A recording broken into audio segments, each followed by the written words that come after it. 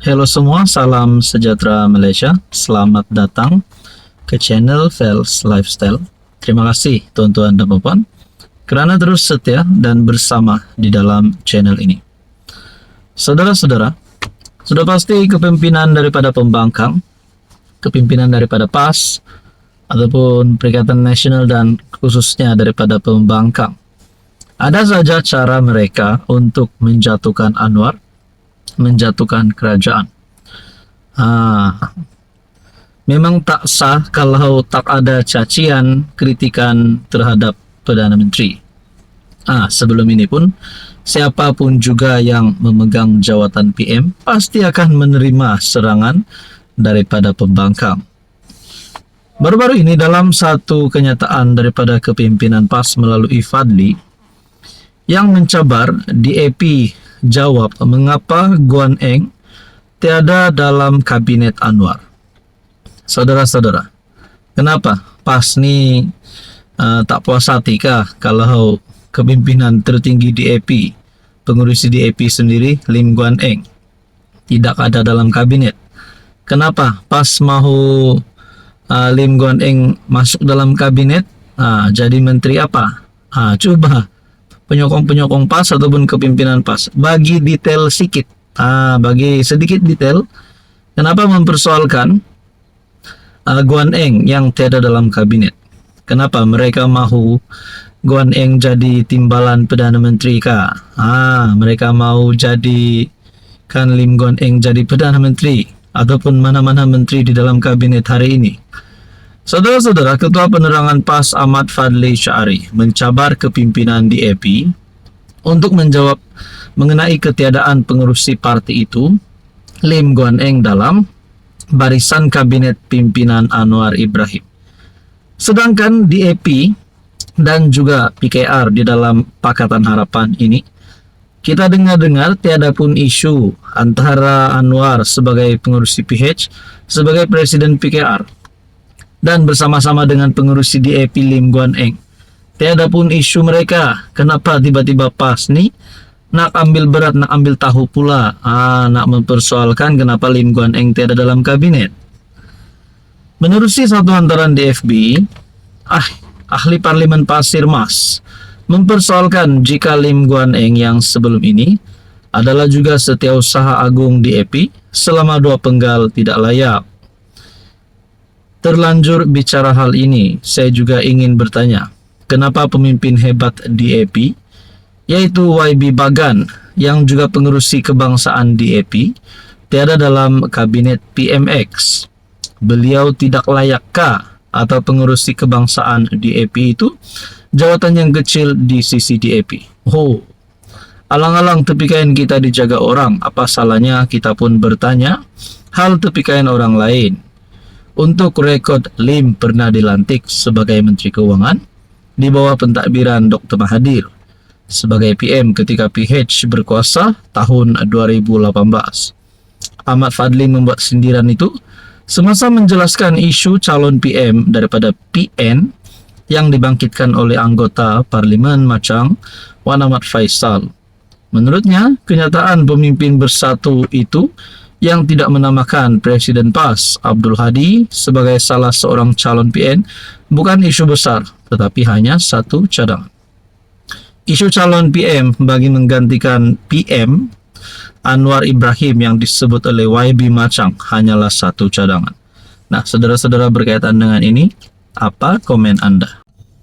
Hai, hello, salam sejahtera Malaysia. Selamat datang ke channel Fels Lifestyle.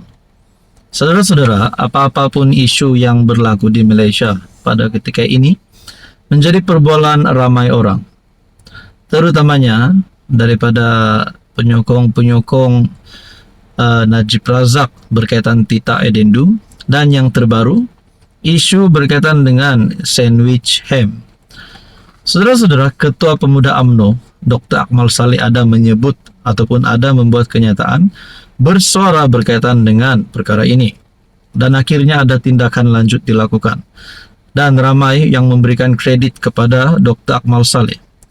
Saudara-saudara, berkaitan dengan 2 isu yang panas pada ketika ini. Pertama, berkaitan Titah Edendum, Dan yang kedua berkaitan isu sandwich ham. Akhirnya kita menantikan, rakyat Malaysia menantikan apa kenyataan terkini ataupun pengumuman terkini daripada kerajaan. Akhirnya dalam satu kenyataan daripada salah satu menteri di dalam Kabinet Perpaduan, Fahmi Fadzil, Kabinet tak bincang isu titah edendum sandwich ham.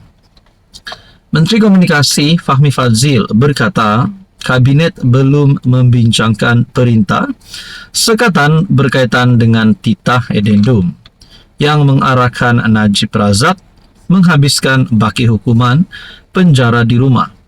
Nah, ini menjadi persoalanlah terutamanya kepada penyokong Najib. Mungkin ada yang tertanya-tanya, bila Najib bebas, adakah Kabinet Kerajaan hari ini menyokong untuk Najib dibebaskan ataupun tidak menyokong? Sedangkan di dalam Kabinet Perpaduan terdapat Menteri UMNO. Jadi akhirnya perkara ini kita nantikan saja apa keputusan selepas ini. Tidak dibincangkan, Kabinet tidak mengarahkan jabatan Peguam Negara. Pada 13 Januari, Peguam Bela Najib memaklumkan bahawa AGC, Jabatan Peguam Negara, sedang mendapatkan perintah sekatan daripada Mahkamah Tinggi KL berhubung isu titah edendum.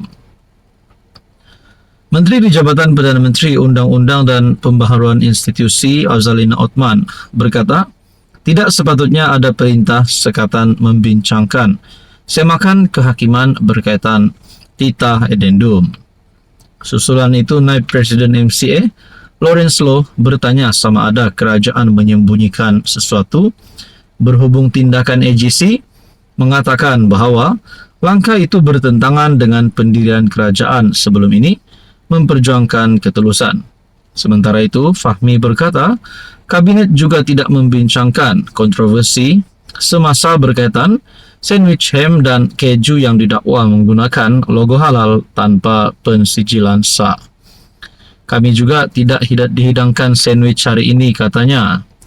Kekemat baru-baru ini menjadi tumpuan kontroversi sekali lagi selepas aduan mengenai sandwich ham dan keju dijual di beberapa kedai yang mempunyai logo halal.